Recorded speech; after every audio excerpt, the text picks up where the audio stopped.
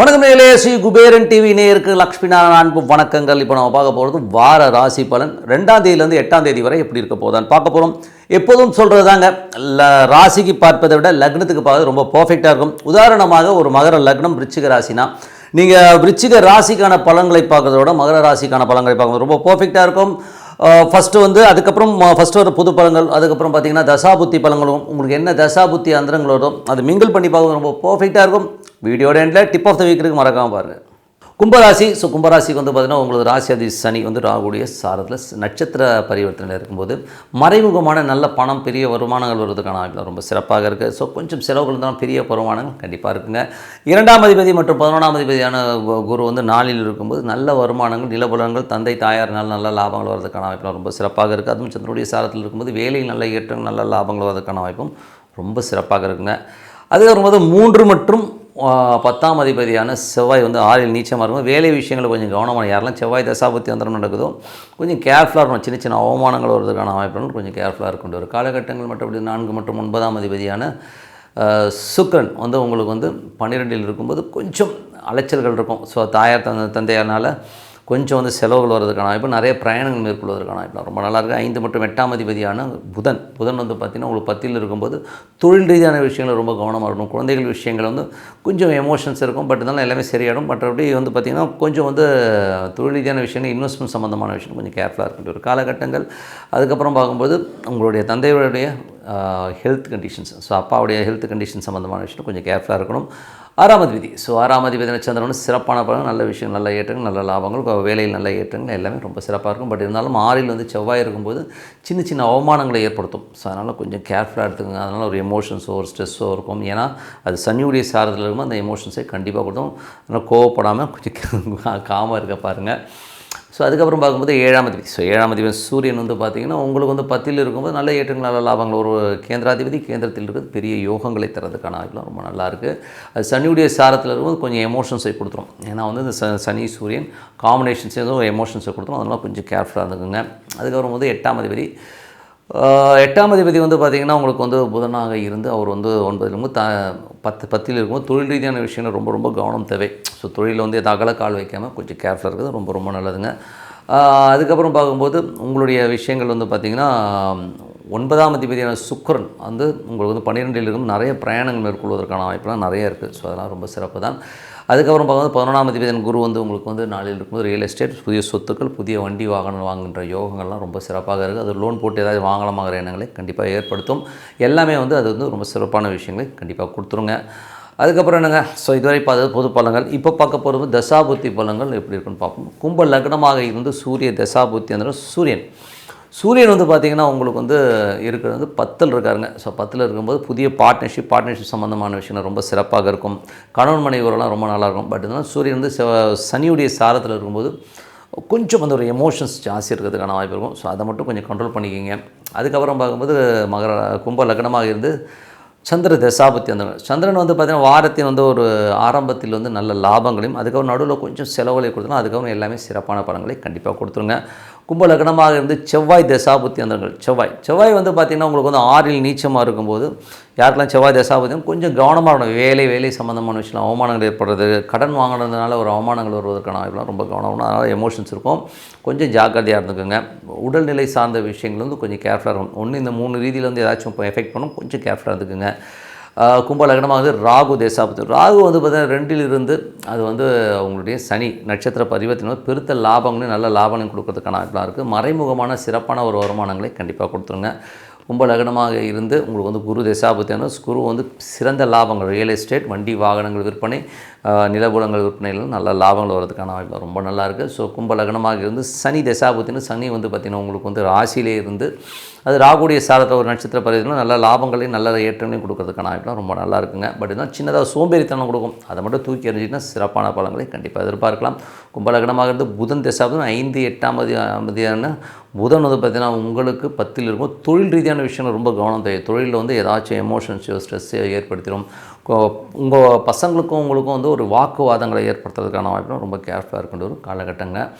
அதுக்கப்புறமா கும்ப லக்னமாக வந்து கேது திசாவது, கேது வந்து 8ல் இருக்காருங்க. ஸோ 8ல் இருக்க கேது வந்து பார்த்திங்கன்னா உங்களுக்கு வந்து கொஞ்சம் வழக்கு ஏதாச்சும் ஒரு ஸ்ட்ரெஸ்ஸையை உருவாக்குறதுக்கான வாய்ப்புகள் ரொம்ப கேர்ஃபுல்லாக இருக்கணும். அதுவும் வந்து உங்களுக்கு வந்து 7ஆம் அதிபதி உடைய சாரத்தில் போகும்போது கணவன் மனைவியினுடைய வந்து ஒரு எமோஷன்ஸையோ ஒரு பிரிவினையோ ஏற்படுத்துறதுக்கான வாய்ப்புகள் ரொம்ப கேர்ஃபுல்லாக இருக்கும் காலகட்டங்கள்.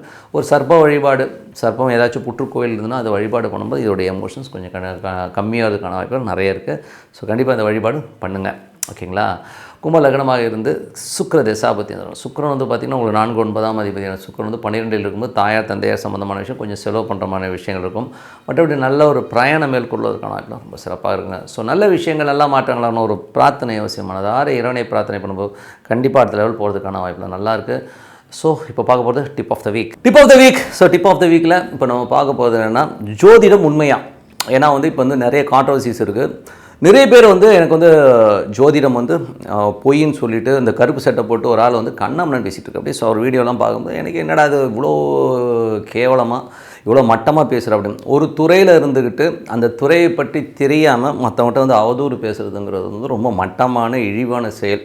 ஒரு இழி மகன் தான் இந்த மாதிரி விஷயங்கள்லாம் வந்து பேசுவாங்க. ஓகேங்களா? ஸோ அதனால் வந்து அவர் வந்து ஒரு ஆன்மீகவாதியாக தன்னை காட்டிக்கணும் அப்படின்னா நீங்கள் ஆன்மீகத்தை பற்றி மட்டும் பேசுங்க. உன்னை இது வந்து தூற்றி நான் பேர் வாங்கணும், உன்னை வந்து கெட்டவன்னு காமிச்சு நான் பேர் வாங்கணும்னு நினைக்கிறது ரொம்ப தப்பு. சரி, ஓகே. அவர் சொல்கிற பாயிண்ட்ஸ் எல்லாம் பார்த்தீங்கன்னா ரொம்ப ஹம்பக்காக இருக்கும். உண்மையை சொல்ல போனோன்னா அவர் வந்து ஒரு அறிவிலின்னு தான் சொல்லணும். அவர் வந்து முட்டாள் என்னை பொறுத்தவரை. காரணம் என்னென்னா அவர் வந்து தன்னை மேதாவின்னு காட்டிக்கிறதுக்காக இன்னொருத்தனை பழிக்கிறானாலே அவன் ஒரு பெரிய முட்டாள் தானே. எவ்வளோ பெரிய முட்டாள் பாருங்க அவன். ஸோ அந்த மாதிரி ஒரு ஆள். ஸோ எதுக்காக சொல்ல வரேன்னா ஒரு ஜோதிடம்ங்கிறது உண்மையாக பொய்யா அதுக்கு வருவோம் முதல்ல. ஸோ ஜோதிடம் உண்மையாக பொய்யானும் போது எவ்வளோ பேர் பெரிய பெரிய தலைவர்களே பார்த்துட்டோம்.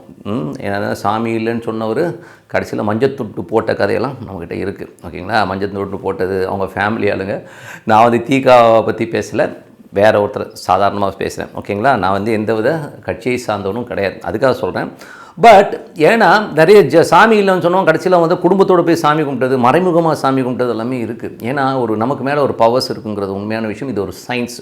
நீங்கள் வெஸ்டர்ன் அஸ்ட்ராலஜியில் போனீங்கன்னா, வெஸ்டர்ன் அஸ்ட்ராலஜியில் வந்து போனீங்கன்னா இந்த கேபி சிஸ்டம், கிருஷ்ணமூர்த்தி பദ്ധதி சிஸ்டமாக இருக்கட்டும், ஏகப்பட்ட நமது பாரம்பரிய பராசரர் முறையில் இருக்கிற ஜோதிட சிஸ்டமாக இருக்கட்டும், எல்லாமே பர்ஃபெக்டாக ஒர்க் ஆகுதுங்க. எப்படி ஒர்க் ஆகுதுன்னா நாங்கள்லாம் வந்து ப்ரூவன் டீட்டெயிலை வந்து நாங்கள் கையில் வச்சுருக்கோம். யார் வேணால் எப்போ வேணால் வரலாம். என் குருநாதர் ஜிகே அவர்கிட்டலாம் போனீங்கன்னு வைங்களேன், கிட்டத்தட்ட வந்து ஒரு 10 லட்சம் ஜாதகத்துக்கு போடுவார். ஒரு 10 லட்சம் ஜாதகம் கொஞ்சம் யோசிச்சு பாருங்கள். 1 2 அவ்வளோ ஜாதகம் ஆராய்ச்சி பண்ணி ஒவ்வொரு டேட்டா பேஸோடு எங்ககிட்ட டீட்டெயில் இருக்குது. ஒரு கணவன் மனைவி இப்படி தான் இருப்பாங்கன்னா இந்த ப்ராப்ளம் தான் இருக்கணும், இந்த ப்ராப்ளம் தான் இருக்கும். அதில் வந்து எந்த மாற்றமும் இல்லை.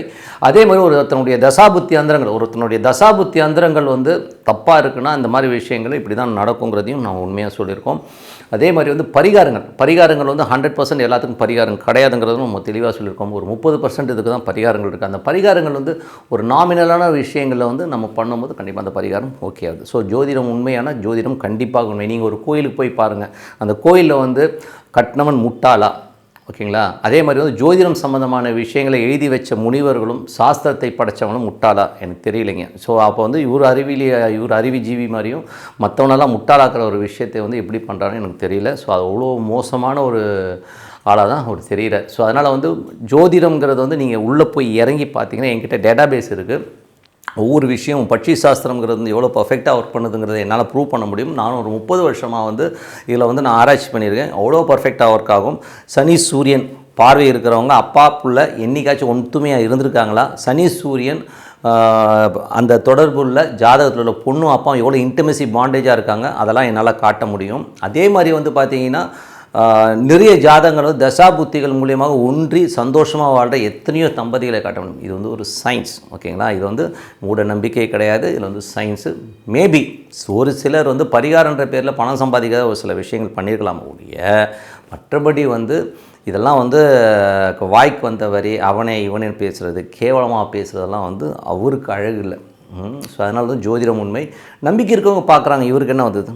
ஓகேங்களா? ஒருத்தரை வந்து தூற்றி நான் வந்து மற்றவனை திட்டி தான் பெரிய ஆள் ஆகணுன்னா அவனை மாதிரி ஒரு மட்டமான ஆள் வேறு யாருமே கிடையாதுங்கிற உண்மையான விஷயம். ஸோ ஜோதிடம்ங்கிறது ஒரு கலை, அதுவும் தெய்வீக கலை. நீங்கள் சாதாரண கலையெல்லாம் கிடையாது. மற்றபடி வந்து ஆஃபீஸ் போயிட்டு இது வேலை பார்த்துட்டு வரதெல்லாம் வந்து சாதாரண வேலைகள். இந்த தொழிலுக்கு வரவங்க கூட வந்து பக்தி இருக்கணும். ஒரு சில விஷயங்கள் வந்து அவன் பண்ணால் தான் வந்து வாக்கு பலிதமே வரும். ஸோ இந்த மாதிரி ஒரு தெய்வீக கலையை இகழ்பவன் தெய்வத்தை இகழ்ந்தவன் ஆவான்றது தான் உண்மையான விஷயம். ஸோ ஆண்டவன் கூலி கொடுப்பான்னு சொல்லிட்டு உங்களிடம் விடைபெறுவது உங்கள் லக்ஷ்மி நாராயணன். நன்றி, வணக்கம்.